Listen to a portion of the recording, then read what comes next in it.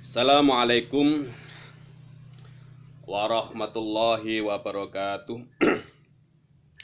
Bismillahirrahmanirrahim. Alhamdulillahirabbil alamin. Wa bihi nasta'inu ala umuri dunya waddin. Shalatu wassalamu ala sayyidina wa maulana Muhammadin. La haula wala quwata illa billahil aliyil azim. Amma ba'd. Bismillahirrahmanirrahim. Melanjutkan materi kemarin tentang toharoh. Masih berkaitan tentang toharoh. Tapi sebelum itu mari kita tawasul dulu. Al-Fatihah. A'udzubillahi minasyaitonirrajim. Bismillahirrahmanirrahim. Alhamdulillahirabbil alamin arrahmanirrahim maliki yaumiddin. Iyyaka na'budu wa iyyaka nasta'in ihdinas siratal mustaqim siratal ladzina an'amta 'alaihim ghairil maghdubi 'alaihim waladdallin. Amin. Bismillahirrahmanirrahim. Jadi sebelumnya pernah dibicarakan tentang bahwasanya para sahabat itu lebih memfokuskan atau lebih memperhatikan sucikan hati dibandingkan dengan persoalan-persoalan dohiriyah. Sehingga di situ dicontohkan Sayyidina Umar saja itu lebih mengkhususkan untuk membersihkan hati. Kalau di sini dikatakan bahwasanya Sayyidina Umar itu beliau itu malah wudu dengan menggunakan wadah yang dimiliki oleh kaum Nasrani. Maka beliau pun tidak begitu memperdulikan. Jadi tidak ada masalah ketika kita menggunakan wadah dari air dari kaum Nasrani, tidak memperdulikan apakah ini pernah tersentuh barang najis atau bukan. Itu yang dilakukan oleh Sayyidina Umar. Sehingga para sahabat itu sebenarnya lebih mengkhususkan atau memperhatikan persoalan-persoalan hati. Sehingga di sini dikatakan melanjutkan materi kemarin. Maka di sini dikatakan seiring dengan pergantian masa atau pergantian generasi, maka generasi berikutnya atau generasi terakhir itu banyak memperhatikan atau memfokuskan persoalan-persoalan dohiriyah, dan pada akhirnya lupa tidak begitu memperhatikan persoalan-persoalan batiniah. Ibaratnya terlalu nemen-nemeni dalam persoalan syariah. Nah, ini kan harus diluruskan. Ya kan? Karena apa? Karena konsep daripada agama Islam itu sendiri sebenarnya mudah. Jangan sampai konsep syariah itu atau konsep dohir itu menyebabkan kita ini justru kesulitan untuk beradaptasi mengikuti perkembangan zaman. Maka mari kita lanjut. Di sini dikatakan waqad intahat an nawabatu ila taifatin yusammuna aruna nadhafatan fa aksaru awqatihim fi tazyinihim ad-dawahira. Jadi telah tibalah yaitu pergantian terhadap segenap generasi taifatun yusammuna ru'una, yang mereka itu disebut dengan mempunyai sifat komprong atau sifat bodoh, ya kan. Nadhafatan tentang nadhafa. Fa aksaru awqatihim, sehingga waktu-waktu mereka dihabiskan fi tazayyinihim untuk menghiasi dirinya ad-dawahira tentang masalah-masalah dohir ini. Jadi telah tibalah generasi berikutnya, yaitu generasi yang menghiasi dirinya. Generasi ini dikatakan generasi bodoh menurut Imam Al-Ghazali, yang menghabiskan waktunya ini menghiasi atau memperhatikan persoalan-persoalan dohir. Kafi'li masyitotih biurusia, seperti halnya masyitoh atau seperti halnya perempuan yang tukang sisir ya, perempuan diurusia dengan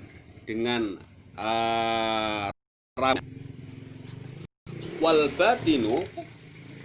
batinu sementara batinnya ini kharabun, rusak, mashuna bi khabaisil kibri, yang dipenuhi dengan kotoran-kotoran kibri, takabur, wal ujbi dan ujub, wal jahli dan bodoh, waria wan nifaqi dan kemunafikan. Wala yastangkiruna dan mereka tidak menganggap atau tidak mengingkari dalika persoalan-persoalan itu. Wala yata'ajabuna dan mereka itu tidak ujub, artinya tidak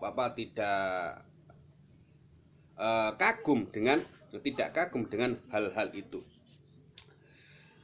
Artinya begini, jadi ada masa-masa berikutnya itu terlalu memfokuskan tentang persoalan-persoalan sehingga itu tidak menganggap persoalan sepele. Ketika orang itu punya sifat takabur, kemudian punya sifat ujub, kemudian sifat bodoh, dan mereka tidak hal itu, tidak menganggap hal itu adalah persoalan yang sangat besar. Nah, perhatian mereka itu justru ketika ada orang yang katakanlah syariatnya itu kurang tepat menurut pendapat mereka, maka mereka itu menganggap itu persoalan yang sangat besar. Sementara persoalan hati, takabur, ujub dan seterusnya, padahal itu adalah mentalitas yang membangun manusia itu menjadi manusia yang baik, kurang diperhatikan. Ini kan terbalik. Seharusnya kita ini lebih memfokuskan, bukan berarti mengabaikan persoalan dohiriyah, lebih memperhatikan lagi tentang persoalan-persoalan mental. Ya, ke mental kita harus benar-benar suci, melepaskan dari segala kepentingan yang baik, kemudian sifat-sifat yang kotor, ujub takabur itu harus kita bersihkan tanpa harus menyepelekan persoalan-persoalan dohiriyah. Tetapi tidak terlalu ketat, ya kan, tidak terlalu ketat yang pada akhirnya justru membatasi ruang gerak kita dalam beradaptasi tentang pergantian globalisasi yang semakin cepat. Ini kan istilahnya dunia ini bergerak. Kalau Anda itu terlalu memperhatikan, terlalu nemen persoalan dohir itu, justru kita tidak bisa beradaptasi. Ini perlu diperhatikan. Wal iktasoro muktasirun. Mereka ini yang pola pikir itu adalah cekak, halal istinjai bil hajari, ya kan, cekak ketika mereka itu istinja bil hajari dengan batu, kemudian ausolah alal ardi dan sholat di atas tanah, min ghairi sajadatin tanpa sajadah, mafrusatin yang dihamparkan, au tawadhu'ah min aniyatil kafirin, atau mereka itu wudu dengan wadah dari orang kafir, aqamu alaihi al-qiyamah. Mereka berpikir itu adalah sebuah kiamat. Luar biasa kan? Sebuah persoalan yang sangat besar. Enek wong tuku nanggone tokoh yang dimiliki oleh orang Protestan, yang dimiliki oleh non-Islam, itu kiamat. Nah ini mereka ini golongan-golongan terakhir kan, golongan-golongan setelah para sahabat. Wasaddatu alaihi an-nakir, wasaddatu, dan mereka itu sangat menganggap hal ini adalah sesuatu yang sangat mungkar. Terus wala qabu bil qadari, dan mereka menganggap ini adalah sesuatu yang sangat kotor. Fangdur kaifa, fangdur maka lihatlah kaifa sor al mungkaru, fangdur maka lihatlah kaifa soro, bagaimana soro al mungkaru, sesuatu yang mungkar, al ma'rufan menjadi perkara yang ma'ruf, wal ma'rufu dan perkara yang ma'ruf, mungkar menjadi perkara yang mungkar. Kemudian ini perkara yang ma'ruf, perkara yang mungkar menjadi perkara yang ma'ruf, perkara yang ma'ruf menjadi yang mungkar karena adanya generasi yang terakhir ini yang melihat sesuatu yang sesuatu yang sebenarnya itu tidak terlalu sesuatu itu sebenarnya bukan dosa, sesuatu itu bukan sesuatu yang yang mungkar, maka dianggap ma'ruf. Dan itu sesuatu yang ma'ruf maka dianggap mungkar. Kan tidak masalah ketika kita menjalin hubungan dengan orang yang bukan segolongan dengan kita, kemudian ada hal-hal kecil yang di sekitar kita yang tidak bisa kita hindari, karena kita berpikirnya itu adalah berpikir cekak, berpikirnya itu adalah berpikir yang terlalu pendek, maka hal-hal itu dianggap sesuatu yang mungkar. Padahal sebenarnya malah ma'ruf, sesuatu yang tidak bisa kita hindari. Wa kaifa indarosa maka bagaimana hal ini bisa melebur min dini dari agama itu rosmuhu, tanda-tanda agama itu. Jadi agama itu sudah tidak begitu jelas, kama indarosat hakikatuhu wa ilmuhu, sehingga dan sebagaimana telah lebur campur menjadi satu hakikat daripada ilmu itu, hakikat daripada agama, dan ilmunya agama. Jadi tidak bisa melihat mana hakikat daripada agama itu, maka wa ilmuhu dan ilmunya agama. Karena apa? Campur dari situ. Idza arafta, ketika Anda tahu hadil muqaddimata, tentang muqaddimah ini, fal natakallam, maka saya akan berbicara al-an sekarang ini an maratibi thaharah, tentang derajat-derajat toharoh ala rabi'ati, terhadap tingkatan yang nomor 4 kemarin itu, wahya nadhafatul dhahirah, dan itu adalah mensucikan dohir. Karena kalau memang dianggap penting, maka saya akan berbicara tentang masalah ini menurut Imam Al-Ghazali. Fanaqulu, maka saya mengatakan toharatu dohiri, sebenarnya mensucikan dohir itu salah satu aksamin, ada 3 bagian, yaitu toharatu anil habasi, yaitu mensucikan tentang najis, wa toharatu anil hadasi, dan mensucikan tentang hadas, wa toharatu an udulatil badani, dan mensucikan tentang fudulal badan. Fudulal badan itu ya sesuatu yang lebih atau yang bukan merupakan bagian dari badan itu sendiri.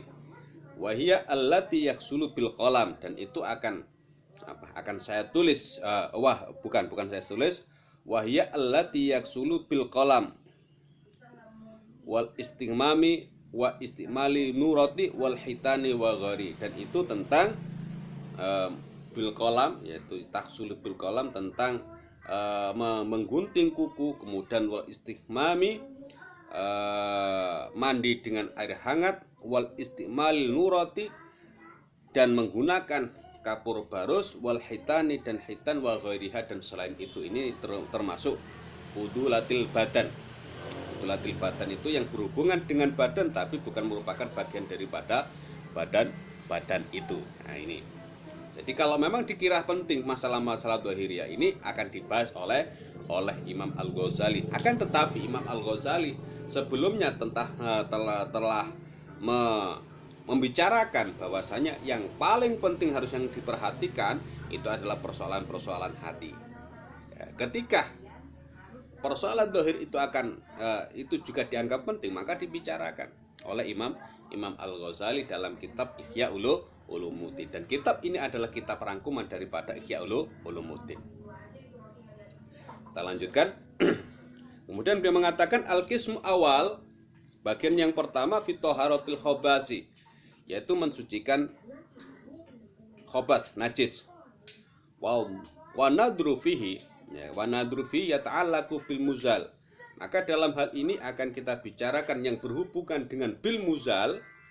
Bil muzal perkara yang dihilangkan. Dalam hal ini adalah najis itu sendiri. Kemudian wal muzal bih, dan sesuatu yang digunakan untuk menghilangkan najis. Kemudian wal izalah itu cara menghilangkannya itu bagaimana, atau ngilangi, wal izalah ngilangi. Kemudian wal torful awal, bagian yang pertama tentang fil muzal, sesuatu yang perkara yang dihilangkan, wahya an-najasah. Nah, perkara yang dihilangkan adalah najis itu sendiri. Kalau kita berbicara najis, maka muzalnya adalah najis. Dah. Ini muzalnya najis. Kemudian al-a'yan itu adalah bentuk atau kahanan. Itu salah satu ada 3. Katakanlah sesuatu yang ada di dunia itu ada 3 ini. Atau yang kita bicarakan itu ada 3 ini. Pertama adalah jamadatun. Jamadatun itu adalah sesuatu yang tidak ada nyawanya. Ini perspektif nanti yang berkaitan dengan najis itu sendiri atau berkaitan dengan pembahasan najis. Kemudian wal hayawanatu, yaitu hewan, makhluk hidup. Kemudian wal ajza'u al hayawanati, bagian-bagian hewan itu sendiri. Ini akan dibahas oleh Imam Al-Ghazali. Amal jamadatu, kemudian sesuatu yang tidak punya nyawa itu apa saja? Sesuatu yang tidak punya nyawa, dalam artinya yang bukan hewan, itu fathahirun, semuanya suci. Jadi apapun yang ada di sekitar kita ini hukum suci, ya kan? Yang selain hewan itu suci. Ilal khamra, kecuali khamr. Wa kullu muntabitin, dan segala sesuatu yang menjadi badek atau segala sesuatu yang memabukkan itu muskirun, sesuatu yang menjadi badek. Kalau di sini badek itu artinya sesuatu yang diproses seperti halnya khamr, atau yang dianggap badek itu sendiri adalah muskirun, sesuatu yang memabukkan, dan sesuatu yang bukan itu sendiri adalah khamr itu, ya kan? Jadi sesuatu yang memabukkan khamr. Kalau itu nanti dianggap kalau itu nanti bentuknya seperti halnya khamr dan substansi yang ada di dalamnya itu memabukkan, maka itu juga najis karena sama dengan khamr itu sendiri. Maka di sini dikatakan sesuatu apapun yang tidak punya nyawa itu hukumnya suci.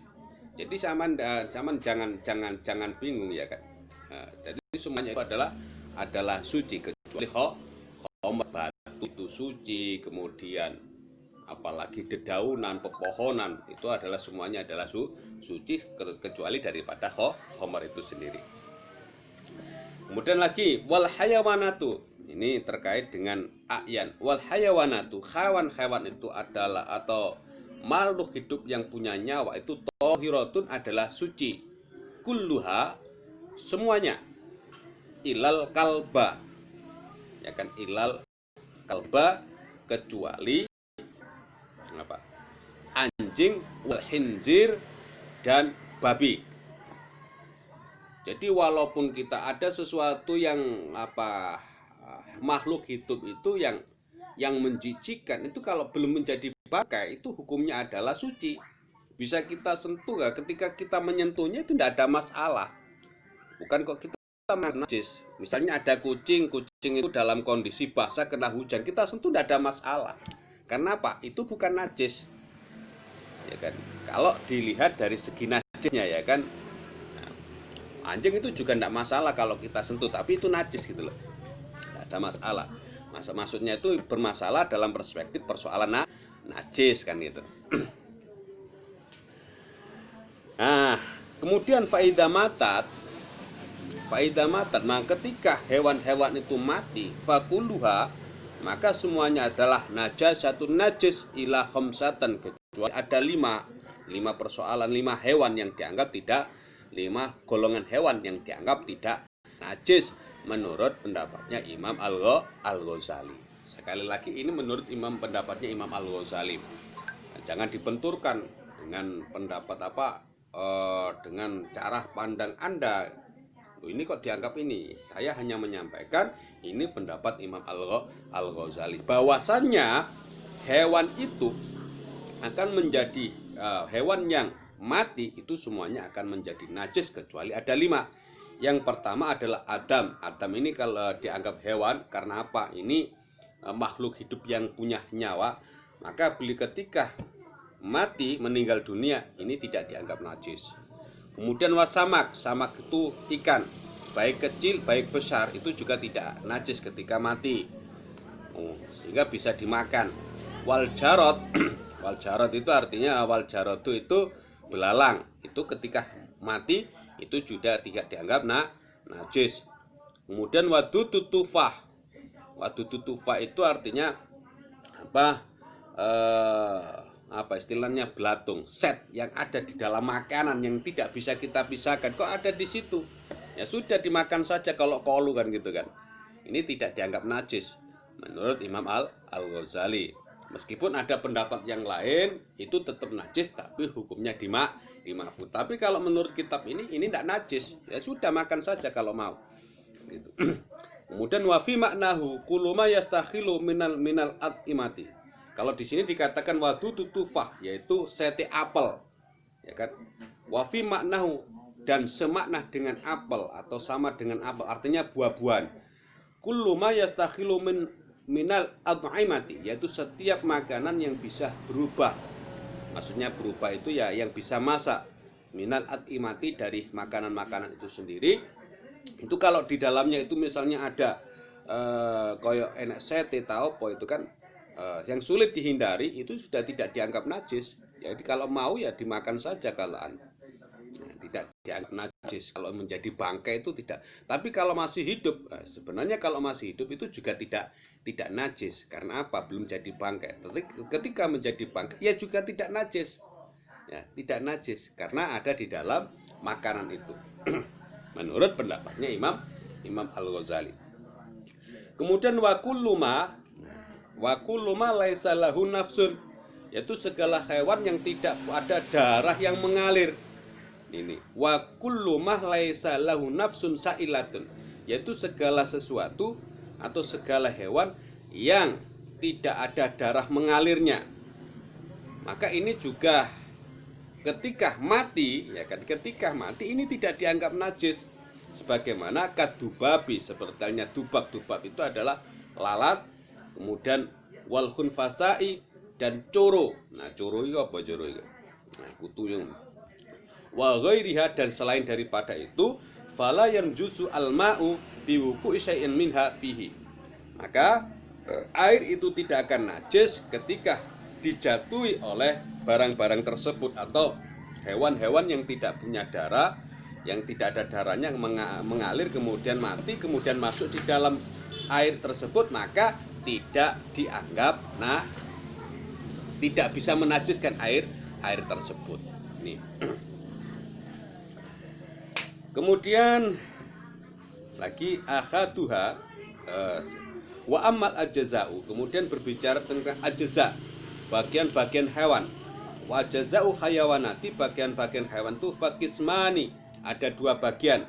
Akhaduha ma yuqta'u minhu, sesuatu yang diputus, yang dipotong dari bagian hewan itu, berarti ya badannya.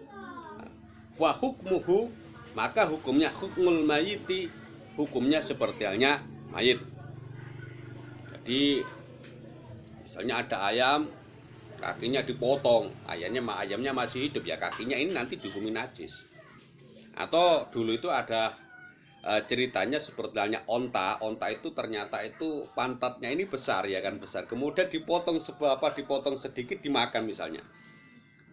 Apa hukumnya itu? Ya najis, gitu kan. Hukumnya adalah najis. Tapi wasya'ru,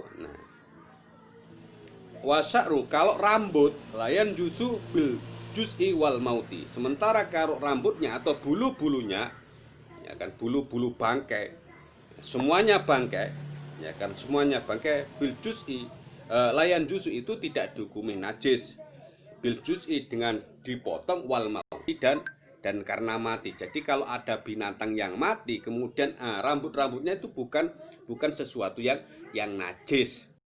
Ini kalau menurut pendapatnya Imam Al-Ghazali. Jadi ada sapi mati, ya kan, kalau bulu-bulunya itu tidak najis.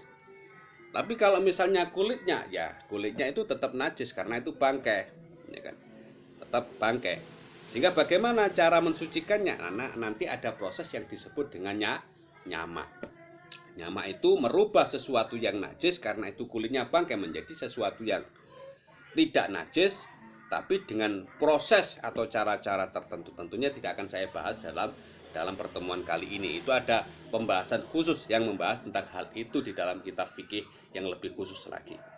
Kemudian wal atmu, kemudian balung. Nah, balung itu apa? Balung itu ya tulang. Itu yang justru najis. Jadi ada sesuatu yang merupakan bagian daripada hewan itu sendiri atau yang hewan.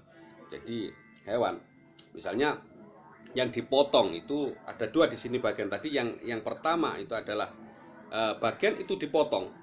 Jadi dipotong itu misalnya kakinya, kalau dipotong ya kakinya najis gitu ya.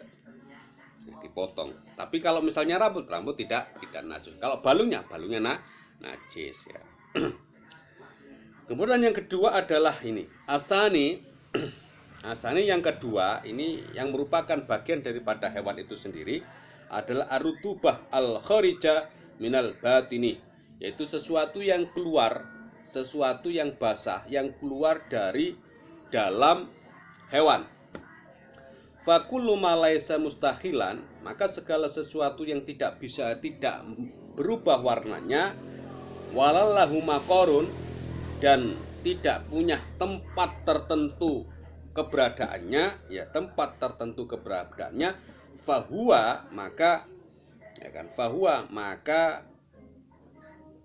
sesuatu yang basah itu adalah tohirun, adalah sesuatu yang suci. Kadam seperti halnya air mata. Jadi air mata itu tidak najis, ya kan, air mata. Karena apa? Air mata itu adalah keluar ya, walaupun bukan tempatnya itu berada di mata.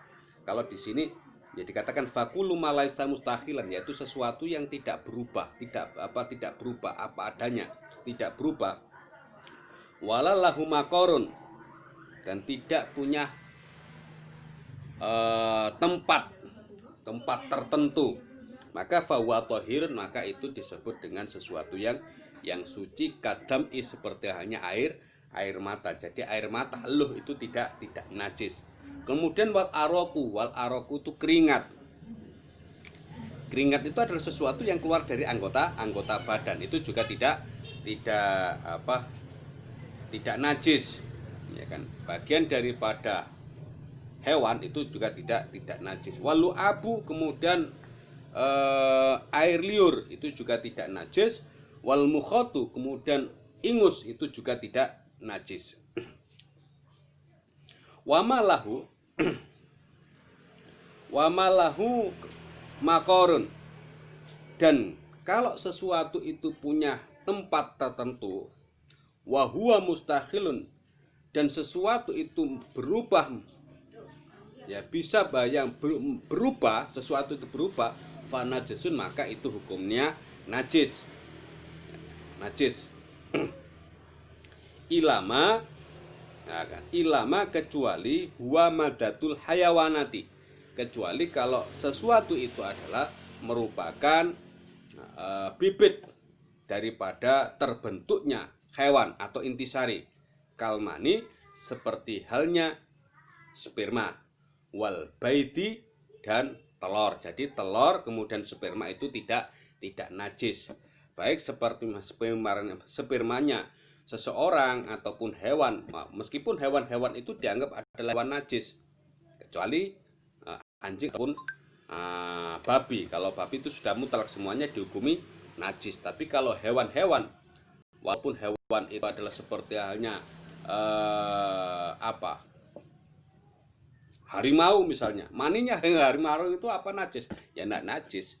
Mani gajah itu ya enggak najis kan. Itu karena apa? Itu madatul hayawanati. Kemudian wal baiti, telur. Nah, telur dari segala macam telur itu tidak najis. Bahkan ada yang mengatakan itu boleh dimakan.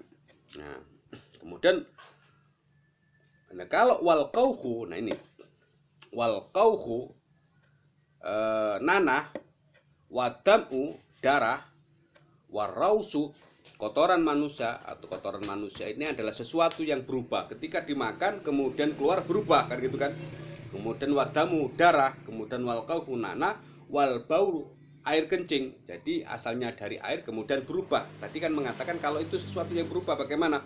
Maka di sini adalah najisun. itu merupakan najis minal hayawanati kulliha dari semuanya hewan. Jadi dari semuanya hewan apapun itu kalau nananya, darahnya ataupun kotorannya yang berubah kotorannya, maka itu dihukumi najis. Meskipun ini adalah jamat, sesuatu yang tidak punya nyawa. Tadi itu ada dikatakan bahwasanya sesuatu yang tidak punya nyawa itu semuanya adalah suci kecuali adalah apa? Kecuali adalah khamr. Tapi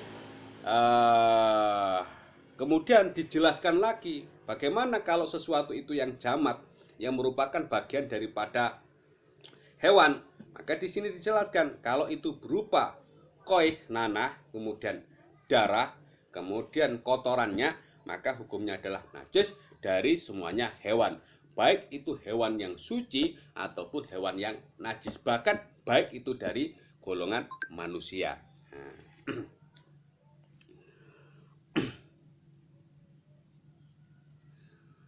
Nah, itu saja yang dapat saya sampaikan. Tadi itu membahas dua sebenarnya, yaitu bagian yang pertama kita membahas tentang masalah tentang generasi berikutnya. Setelah generasi para sahabat itu banyak memfokuskan tentang masalah dohir, dan masalah dohir itu dianggap masalah yang sangat besar sekali, sementara masalah batin itu dianggap masalah kecil. Ini generasi berikutnya, sehingga dikritik oleh Imam Al-Ghazali. Generasi berikutnya itu kalau ada orang yang istinja dengan batu, kemudian sholat yang tidak menggunakan sajadah atau wudu dari wadah yang dimiliki oleh kafir, itu seperti halnya kiamat, dan itu dianggap sesuatu yang buruk. Nah, sehingga Imam Al-Ghazali pun akan membahas tentang masalah dohir itu sendiri, sehingga dibahaslah tentang toharatul khobas, kemudian toharatul hadas, kemudian toharatu anfudulatil badan. Ini akan dibahas. Kemudian bagian yang pertama tadi membahas tentang toharatul khobas, yaitu mensucikan najis. Akan tetapi di situ ada beberapa pembukaan atau penjelasan tentang apa sih najis itu sendiri. Yang tidak berupa hewan itu yang najis apa, kemudian yang hewan itu hewan apa yang najis, kemudian bagian-bagian hewan itu najis. Tadi sudah saya jelaskan dengan sangat rinci. Itu saja yang dapat saya sampaikan. Semoga pengajian hari ini itu bermanfaat. Dari saya Khalilur Rahman, atau sering dipanggil Khalil. Kurang lebihnya saya minta maaf. Assalamualaikum warahmatullahi wabarakatuh. Waalaikumsalam warahmatullahi wabarakatuh.